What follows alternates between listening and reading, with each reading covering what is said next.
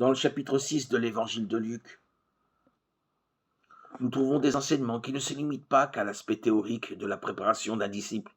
Jésus présente un évangile pratique. L'enseignement de Jésus était toujours empreint de réalités pratiques.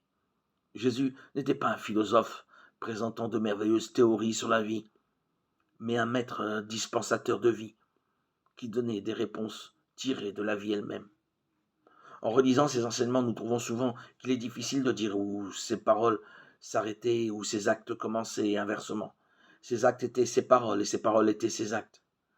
L'évangéliste Luc commence son récit de cette manière, puisque beaucoup ont entrepris de composer un récit des faits qui se sont accomplis parmi nous. Luc 1:1. Ces faits qui se sont accomplis parmi nous étaient bien des faits.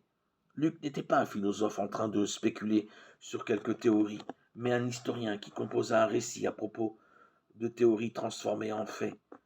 Il poursuit tels que nous les ont transmis ceux qui, dès le commencement, en ont été les témoins oculaires et sont devenus serviteurs de la parole.